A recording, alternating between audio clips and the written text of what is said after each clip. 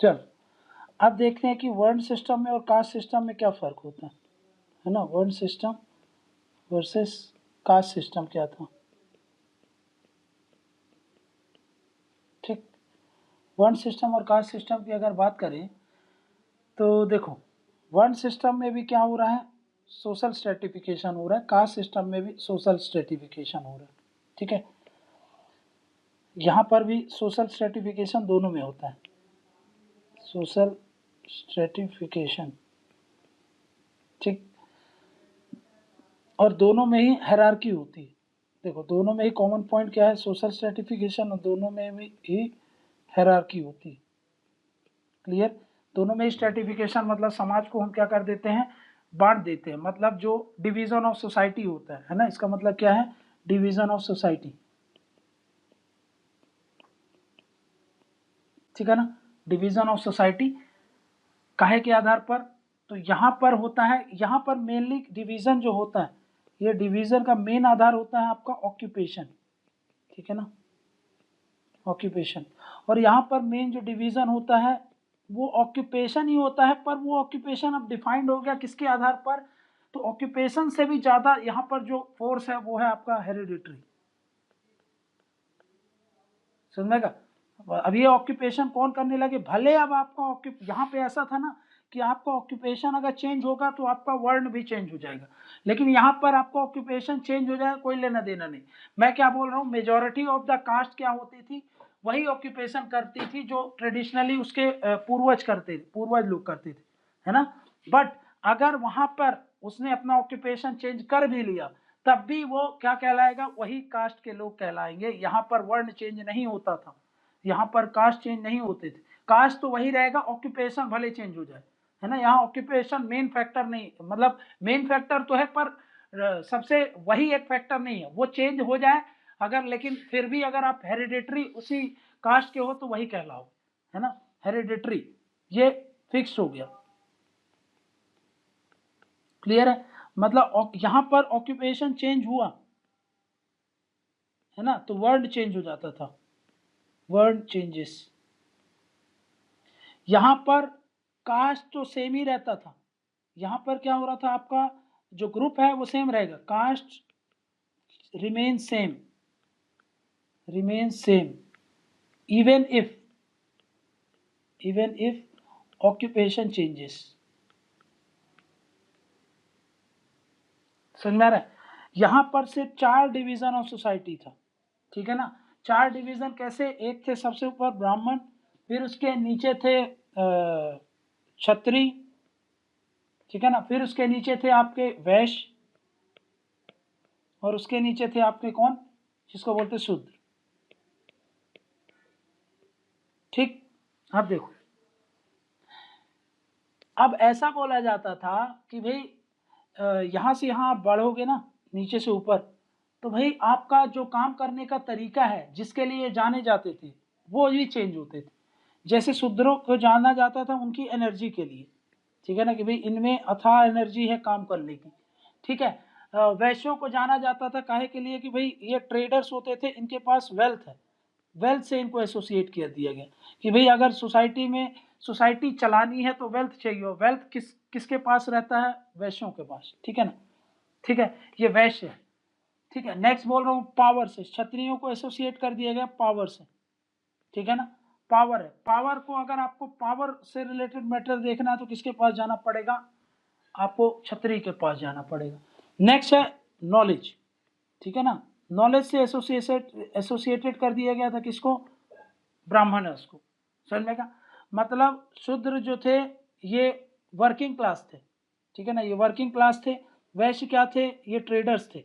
ये कौन हुआ करते थे, ये आपके ट्रेडर्स हुआ करते थे, ट्रेडर्स होते थे। ये क्या थे ये होते थे आपके वॉरियर क्लास, वॉरियर क्लास। ठीक है, और ये कौन होते थे, ये होते थे आपको समाज को एक नॉलेज प्रोवाइड करने के लिए, नॉलेज टू स्टैब्लिश करने के लिए। ये काहे के लिए होते थे, ये एक तरीके के सोशल को स्टैब्लिश बनाने के लिए रहते थे। समझ में ना, तो सोशल का स्टैब्लिशमेंट, जो भी समाज सोसाइटी का सोसाइटी का एस्टेब्लिशमेंट बनाए रखने के लिए थे।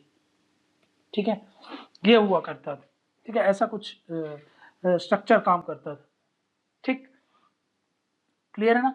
अब क्या याद रखना है आपको कि भाई यहां से यहां जाएंगे तो भाई यहां से देखो, यहां है बॉडी और यहां है माइंड।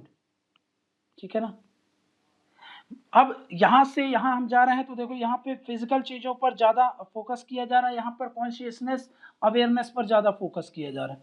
ठीक है ना, यहाँ पर कॉन्शियसनेस जैसी चीज ऑक्यूपाई करेगी हायर पोजीशन, कॉन्शियसनेस। ठीक है ना, अवेयरनेस। ठीक, ये क्या है आपका बॉडी है। ठीक है ना, यहाँ पर फिजिकल वर्क को ज्यादा यहाँ पर फिजिकल वर्क जैसी चीजों को एसोसिएट किया गया। क्लियर। अब यहाँ पे देखो क्या बोल रहा हूं मैं, अब कोई भी व्यक्ति है वर्ल्ड में कहीं भी आ सकता है, ऐसा कुछ फिक्स नहीं है। क्लियर है ना। मान लो कि भाई आप, जैसे कि मैं आपको बोलता हूँ, जो वाल्मीकि थे, ऋषि वाल्मीकि, अब बोला जाता है कि ऋषि वाल्मीकि जो थे वो शूद्र थे। ठीक है ना, नीचे के मतलब नीचे के तबके से आते थे, बट उन्होंने अपने आप को इतना नॉलेज अटेन किया है, इतना सब कुछ अटेन किया, इसीलिए उनको कहाँ पे रखा जाता है, उनको ऋषि बोला जाता था, मतलब ब्राह्मणस में रखा जा रहा है, उनको ऊपर हायर स्टेटस है। वहीं पर कई बार ये देखा है कि भाई जो एक ब्राह्मणस के जो बच्चे थे, है ना, वो काहे का काम कर रहे हैं, ट्रेडर्स का काम कर रहे हैं, पैसे वेल्थ कलेक्ट करने में लगे हुए हैं, ट्रेड कर रहे हैं, तो उनको वो ब्राह्मण नहीं बोला जा रहा है, क्या बोला जा रहा है कि वैश्य। मतलब एक ही फैमिली के अंदर, मान लो एक ही फैमिली के अंदर है, पिताजी टीचिंग का काम कर रहे हैं, तो वो क्या कहला रहे हैं, वो पढ़ाने का काम कर रहे हैं, तो वो ऋषि मुनियों की तरह एक्ट कर रहे हैं, तो उनको बोला जा रहा है कि वो ब्राह्मण है। वहीं पर उनका दूसरा भाई ट्रेडिंग का काम कर रहा है ना, वेल्थ कलेक्ट करने में लगा हुआ है, ठीक है ना, ट्रेडिंग का काम कर रहा है, तो वो क्या हो गया, वैश्य हो गया। ठीक है, उनमें से मान लो एक तीसरा व्यक्ति था, वो क्या है, वहां पे उस समय जब राजा रजवाड़ों में आर्मी में पोस्टेड है, तो वो क्या कहला जाएगा, वो क्षत्रिय है। ठीक है ना, वो आर्मी में पोस्टेड है, वो फाइट करता है, वॉरियर है, तो वो क्या है, वो क्षत्रिय है। वहीं पर जो नीचे के लोग हैं, जो ये फार्म्स वगैरह एक्टिविटीज इन सब में लगे हुए हैं, ठीक है ना, ये सब काम कर रहे हैं, उनको क्या बोला जा रहा है, वो नीचे शूद्र है। समझ में आ गया? एक ही फैमिली के अंदर आपको चारों चीज मिल जाएगी। तो मतलब वर्ण सिस्टम का सिर्फ लेना देना है कि आप ऑक्यूपेशन क्या करते हो, समझा, इसका कुछ लेना देना नहीं है कि आपका वो काहे पे है। समझ में आ गया कि भाई आपका मतलब बर्थ काहे पे लियो, वर्ण सिस्टम को इससे कुछ लेना देना नहीं। वर्ण सिस्टम को सिर्फ इस चीज से लेना देना है कि आपका ऑक्यूपेशन क्या है। समझ में आ गया। और एक लास्ट कैटेगरी होती थी, अब देख लो इनमें आते कौन कौन थे। तो यहाँ पर मैंने आपको बोल दिया, जैसे प्रीस्ट हो गए, एकेडमिक्स हो गए, टीचर्स वगैरह, यहाँ पर समझ लो। यहाँ पर कौन आते हैं, यहाँ पर टीचर्स आते थे, यहाँ पर प्रीस्ट आते थे। ठीक, नेक्स्ट क्या बोलो, क्षत्रियो में यहाँ पे मैंने आपको क्या बता दिया, वॉरियर्स आते थे, किंग्स आते थे, यहाँ पे आते थे। ठीक, नेक्स्ट क्या बोल रहा हूँ, वैश्य मतलब लैंड ओनर्स, मर्चेंट्स, ये सब काहे में आते थे, traders, merchants, land owners. Next क्या बोल रहा हूँ, नेक्स्ट शूद्र, शूद्र में कौन कौन आते थे, जैसे कि सर्वेंट्स, ठीक है, उसके अलावा पीजेंट्स, और उसके अलावा कॉमनर्स, जो भी कॉमन और बाकी लोग आ गए। ठीक है, उसके अलावा देखो एक और वर्ग था जो क्या कर दिया था, जिसको हम लोगों ने ये पूरे 4 वर्ण सिस्टम से अलग रखा गया था, उनको अनटचेबल्स बोलते थे, तो वो नीचे यहाँ पे हैं अनटचेबल्स। ठीक है ना, अनटचेबल्स, इनको तो छुआ ही नहीं जाता था। इवन ये मान लो कि भाई ये आपका गांव है, गांव में जब ये एंटर होते थे ना, तो अपने सर पर मतलब 6-7 फीट का लंबा एक डंडा लेकर के कैरी करते थे, ताकि इनके डंडा मतलब सर में लगा लेते थे ऐसे हॉरिजॉन्टली, ताकि वो जहां भी जाए कम से कम 6-6 3-3 फीट इधर दूरी रहे, 3-3 फीट इधर दूरी रहे, ताकि उनके संपर्क में कोई ना आए। ये कौन लोग होते थे, जैसे कि चंडाल्स जो होते थे, है ना, चंडालास जो होते थे। उसके अलावा जो स्वीपर्स होते थे, ठीक है ना, और जो लेटरिंग क्लीनर्स होते थे, ठीक है ना, इनको क्या बोल देते थे, आउटकास्ट बोल देते थे। समझ में आ गया, कि भाई ये लोग क्या है, आउट ऑफ कास्ट है, इनको कास्ट में भी नहीं रखा जाता था, ये आउट ऑफ कास्ट समझ लिया जाता था, आउट ऑफ कास्ट, ठीक है ना। इनमें तो देखो ऐसा नहीं था कि ये इनसे थोड़ा अनटचेबिलिटी करते थे और यहाँ से इधर जाओगे तो ज़्यादा अनटचेबिलिटी परफॉर्म करते थे, ये इनसे और ज़्यादा अनटचेबिलिटी परफॉर्म करते थे, है ना। इनमें भी अनटचेबिलिटी होती थी, बट उनको अनटचेबल्स नहीं बोल रहा है, समझ में क्या। भाई दूर रहते थे, इसका मतलब ये नहीं कि उसको इन सबको अनटचेबल बोल देंगे, अनटचेबल्स इनको बोला जा रहा था। वहीं पर छत्री क्या करेंगे, छत्री इनसे थोड़ा सा दूरी बना के रखते थे, समझ में क्या, और इनसे और दूरी बना के रखते थे।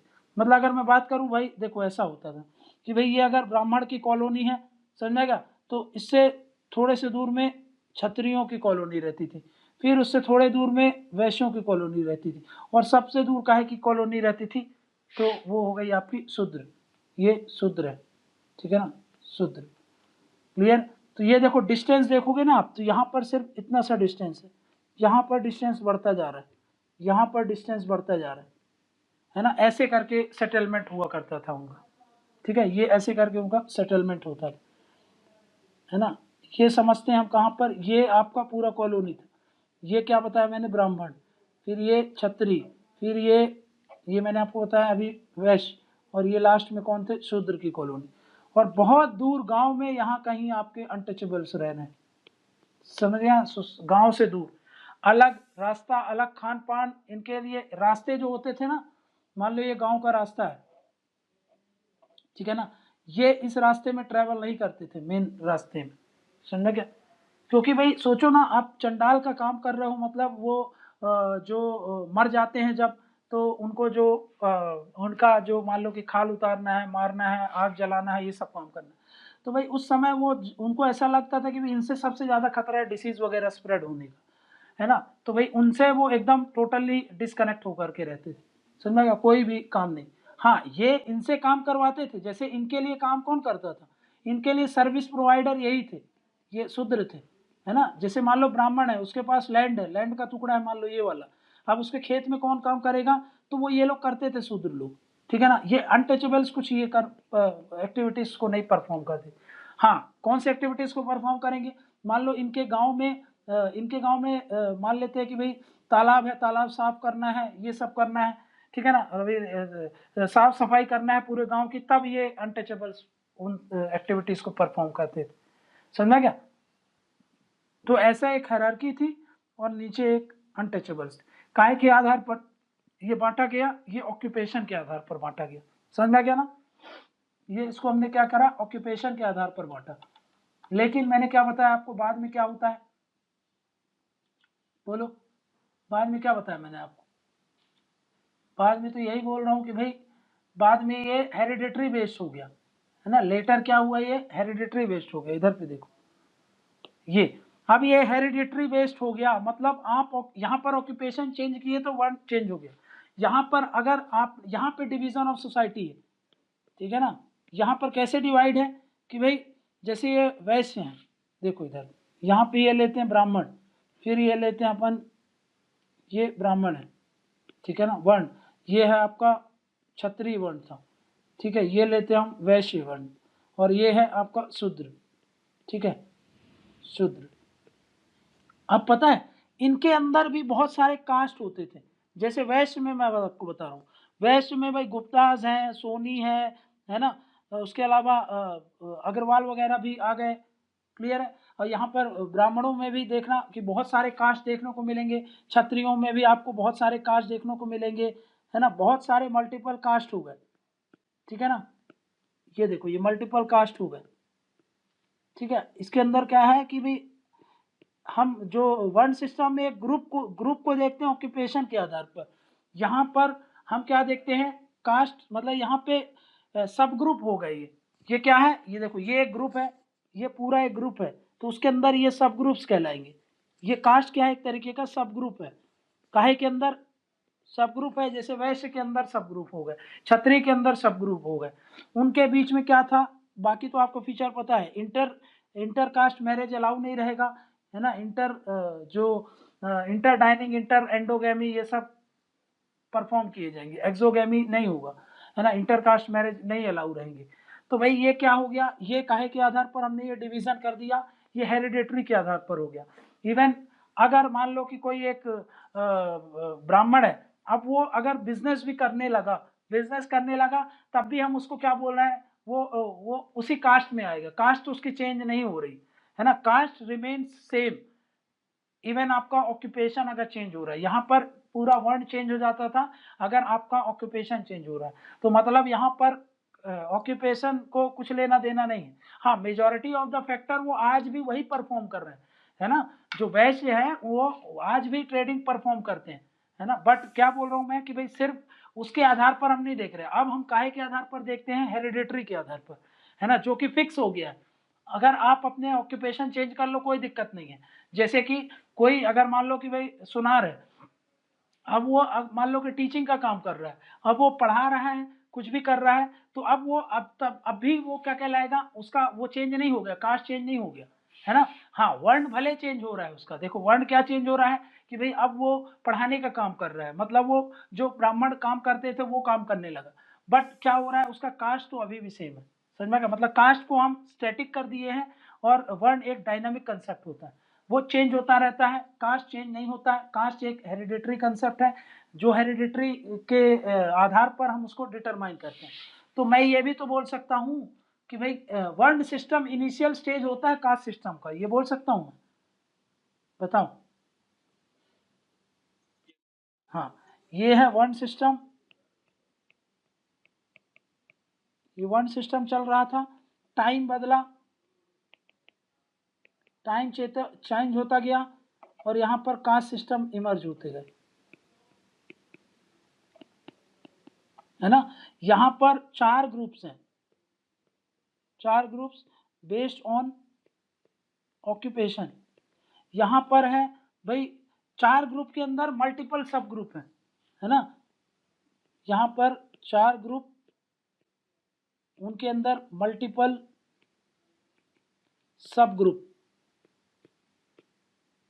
ठीक है। और वो काहे, सब ग्रुप काहे के आधार पर है, बेस्ड ऑन हेरिडिटरी, क्लियर है। वर्ण सिस्टम क्या है, वर्ण सिस्टम वर्ण सिस्टम के बाद देता नहीं है, जन्म नहीं देता है, वो तो भाई हो गया भाई, वो अब इतना सालों तक ये रिजिडिटी थी इसलिए वो कैरी ऑन हो गया। मतलब क्या बोल रहा हूँ, इनिशियल स्टेज है, ये इनिशियल स्टेज है, इनिशियल स्टेज ऑफ ये वर्ण सिस्टम का, सॉरी कास्ट सिस्टम का इनिशियल स्टेज, ठीक है। तो यहाँ पर रिजिडिटी थी, रिजिडिटी इन मोबिलिटी यहाँ पे थी क्या, यहाँ पर कोई रिजिडिटी नहीं थी, यहाँ पर क्या होता था, रिजिडिटी आ गई इन मोबिलिटी, ठीक है ना, यहाँ पर क्या हो गया, रिजिडिटी आ गई, क्लियर है। यहाँ पर प्लोरिफरेशन हो गया, ठीक है ना, काहे को लेकर के, कास्ट को लेकर के, बहुत सारे कास्ट देखने को मिलेंगे, प्रोलिफरेशन ऑफ कास्ट, ठीक है ना, ये हो गए, बहुत सारे कास्ट दिखने लगेंगे आप। और उनमें क्या फीचर है, मैंने आपको बता दिया ना कि भाई कॉमन क्या है, सेग्रीगेशन ऑफ द सोसाइटी और हेरारकी, ठीक है ना। बट वहां पर हेरारकी आपके ऑक्यूपेशन और आप कितना ज्यादा वो चीजें करते हो, यहाँ पर आपका जो हेरारकी है वो काहे के आधार पर है, बस आपकी हेरिडिटी, आप जन्म ले लिए तो आप ऊपर कास्ट के लोग हो गए, ऐसा हो गया। बोलो, डन है।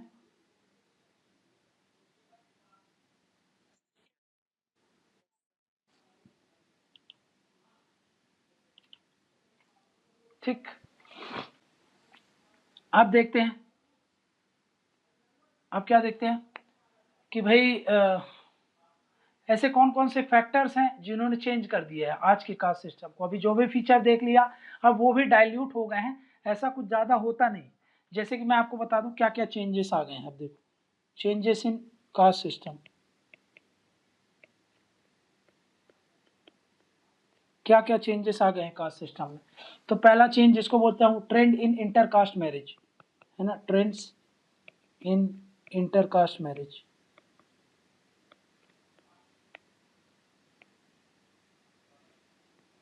ट्रेंड इन इंटरकास्ट मैरिज का मतलब क्या है, पहले मैंने क्या बताया था कि कास्ट का मेन एम क्या था कि प्योरिटी ऑफ ब्लड बने रहे, है ना। प्योरिटी ऑफ ब्लड जो था वो मेन एम था कास्ट का सिस्टम का। इसीलिए क्या था कि भाई जो इंटर कास्ट मैरिज है उसको शुरू से ही क्या कर दिया जाता, फॉरबिड करके रखा था कि भाई इंटर कास्ट मैरिज नहीं रहेगा, अगर आप ऐसा करोगे तो आप इम्प्योर हो जाओगे। अब एक बार आप इम्प्योर हो गए तो आपकी पूरी जनरेशन इम्प्योर हो जाएगी। इसीलिए एक सैंक्टिटी प्रोवाइड की और मना किया गया इंटर कास्ट मैरिज को होने से। लेकिन इकोनॉमिक सोशल नेसेसिटीज बढ़ती गई लोगों की, है ना भाई। वेस्टर्नाइजेशन आने लगा, मॉडर्नाइजेशन आने लगा, ठीक है भाई। और इकोनॉमिक एक्टिविटीज बनने लगी, लिबरलिज्म को प्रमोट होने लगे। इसके कारण क्या हो गया कि भाई जो इंटरकास्ट मैरिज का ये जो एक स्टिग्मा अटैच था कि ऐसा नहीं करना, वो धीरे धीरे डाइल्यूट होने लगा। और जो ट्रेंड है अब इंटरकास्ट मैरिज का वो बढ़ने लगा, और ये फ्रीक्वेंसी कुछ सालों में बहुत तेजी से देखने को मिली है। तो आजकल ऐसा लोग नहीं सोचते हैं, है ना। आजकल इंटरकास्ट मैरिज क्या, इंटर रिलीजन मैरिज भी होने लगी है, ठीक है ना भाई। अब वो रिलीजन में भी इतना ज़्यादा लिबरल हो गए हैं, उनकी थिंकिंग इतना ज़्यादा ब्रॉड हो गई है कि वो इन सब चीज़ों को महत्व नहीं देते हैं। वो अब सारी ये इंटरकास्ट मैरिज वगैरह को प्रमोट करने लगे। समझा क्या। नेक्स्ट क्या बोल रहा हूँ, challenge to orthodoxy. Next challenge to orthodoxy. देखो ऑर्थोडॉक्सी प्रैक्टिस जैसे कि कास्ट सिस्टम में कि चाइल्ड मैरिज हो गया, विडो रीमैरिज हो गया, है ना, कि भाई कन्वर्जन को लेकर के मना कर दिया गया कि भाई आप कन्वर्जन नहीं कर सकते थे, ठीक है।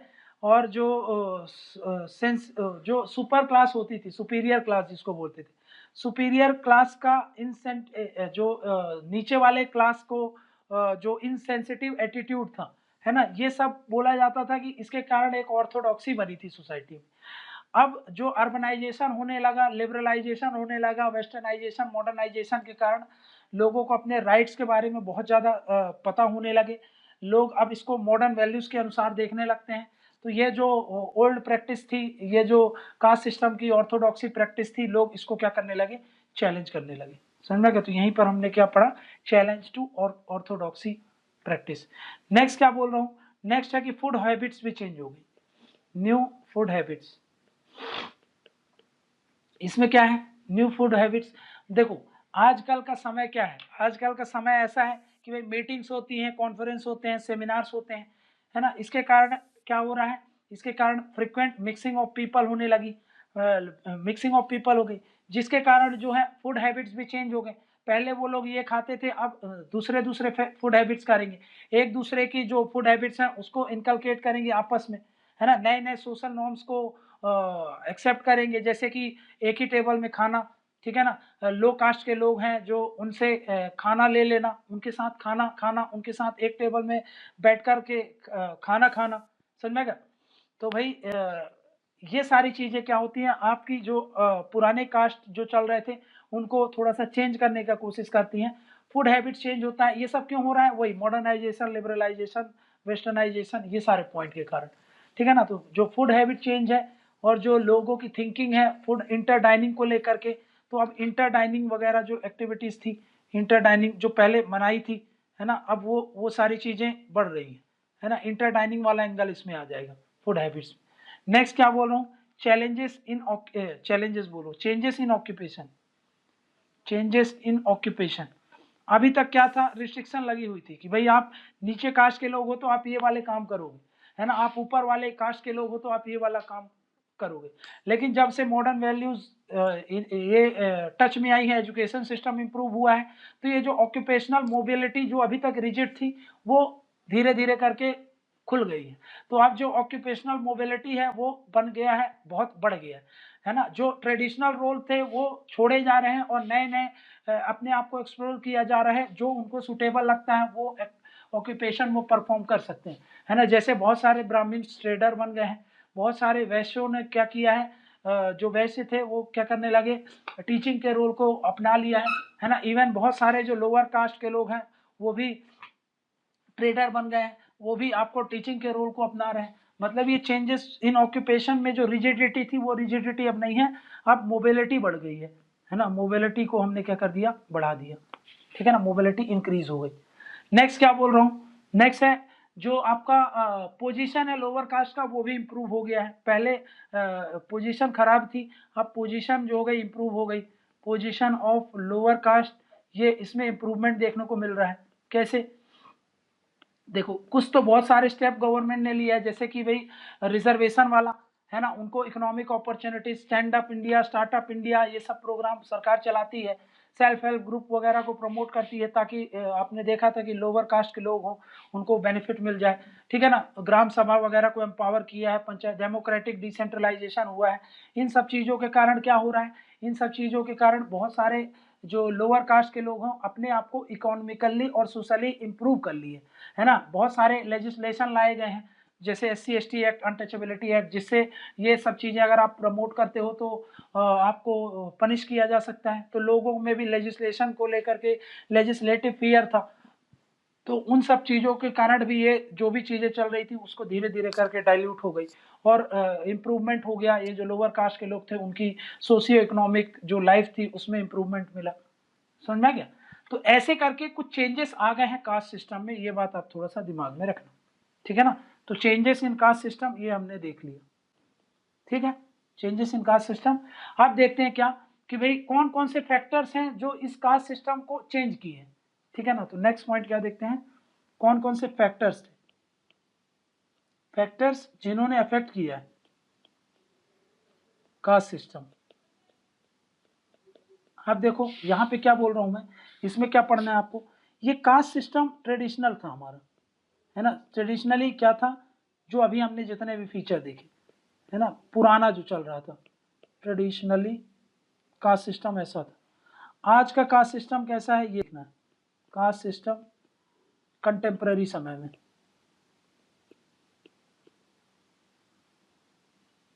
ठीक, कंटेम्प्रेरी समय में कास्ट सिस्टम। तो यहाँ पर क्या थे, यहाँ से यहाँ तक चेंजेस आए हैं ना, है ना, चेंजेस आए हैं, चेंजेस बढ़ गए, समझा, बहुत सारे चेंजेस आ गए। वो चेंजेस क्या थे अभी हमने देख लिया। अब ये चेंजेस करने वाले जो फैक्टर्स थे, इन चेंजेस को लाने वाले जो ऊपर के ये फैक्टर्स हैं, है ना, कोई चीजें होगी ना जो ये सारी चीजें लेके आ रही है, वो समझ आ रहा हूं मैं आपको। ये फैक्टर्स क्या है, तो सबसे पहला फैक्टर है जिसको बोलते हैं संस्कृताइजेशन। संस्कृताइजेशन, संस्कृताइजेशन का मतलब क्या होता है, ये एक प्रोसेस होती है जिसमें क्या होता है कि भाई जो लोअर कास्ट के लोग होते हैं ना, वो जो अपर कास्ट के लोग होते हैं उनकी लाइफस्टाइल को कॉपी करते हैं। समझ में क्या, कि भाई वो ऐसे रह रहे हैं, उनका लाइफस्टाइल ऐसा है तो हम भी ऐसा रहे, है ना। भाई अपन करते हैं ना कि भाई एलिट क्लास को देख करके कॉपी करते हैं। अरे भाई वो सेलिब्रिटी है, वो ऐसा कपड़ा पहनता है तो हम भी ऐसा कपड़ा पहन, अरे वो लोग पिज्जा खाते हैं तो हम भी पिज्जा खाएंगे। तो ये क्या होता है, इसको बोलते हैं सेंस्क्रिटाइजेशन। इसके कारण क्या होता है, मोबिलिटी चेंज होती है ना, आपका पोजीशन चेंज होता है। क्यों? क्योंकि भाई हम क्या करते हैं, अपने कस्टम्स, रिचुअल्स, ये सब चीजों को प्रमोट करते हैं, चेंज करते हैं। समझ में क्या? तो लोअर कास्ट क्या करती है, हायर कास्ट के जो होते हैं उनके लाइफस्टाइल को कॉपी करते हैं। ये सब चीजें क्या कहलाती है, संस्कृताइजेशन कहलाती है। तो संस्कृताइजेशन के कारण क्या होता है, चेंजेस आते हैं, है ना। वो कास्ट अब धीरे धीरे अपने आप को, अपनी लाइफस्टाइल को, खान पान को सही करेगा। अब हो सकता है कि भाई जो साफ सफाई से नहीं रह रहा हूँ, जब संस्कृताइजेशन होगा तो साफ सफाई से रहेंगे। पहले दूसरे तरीके के कपड़े पहनते थे, दूसरे तरीके का खान पान था, अब चेंजेस होंगे। समझ में क्या ना। तो संस्कृताइजेशन क्या है, एक प्रोसेस ऑफ चेंज है। समझ में क्या, ठीक है ना। जिस संस्कृताइजेशन क्या करता है, चेंज करता है आपके जो ये कास्ट सिस्टम है उसमें चेंजेस लाने में बहुत बड़ा रोल प्ले करता है। नेक्स्ट क्या बोल रहा हूँ, नेक्स्ट मैं बोल रहा हूँ वेस्टर्नाइजेशन।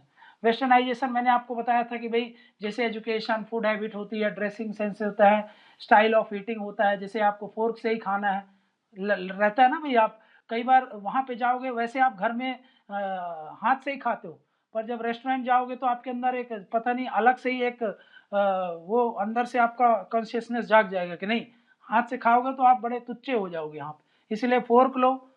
फोर्क के साथ साथ आपको स्पून मंगवाओगे आप, ठीक है ना, और बोलोगे भी स्पून, वहाँ पे फोर्क ही बोलोगे। भले घर में आप क्या बोल रहे हो कि कांटे वाली चम्मच है और सिर्फ चम्मच है, लेकिन वहाँ पर जाकर के आपके बोलने का तरीका भी चेंज होगा। आप बोलोगे नहीं मेरे को कांटे वाली चम्मच नहीं, मेरे को फोर्क चाहिए।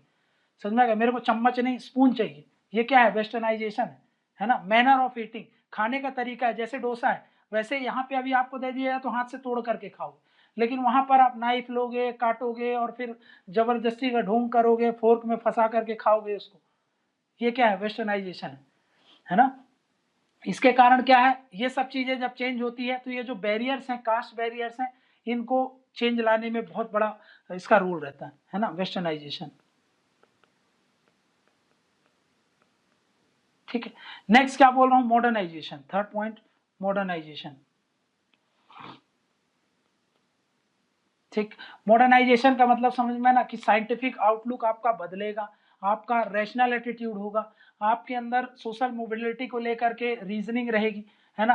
भाई आप स्पेशलाइज हो गए अपने वर्क पर तो आपका और ज्यादा मोबिलाइजेशन होगा, है ना। ये सब चीजों के कारण क्या होगा, मॉडर्न वैल्यूज के कारण हो रहा है।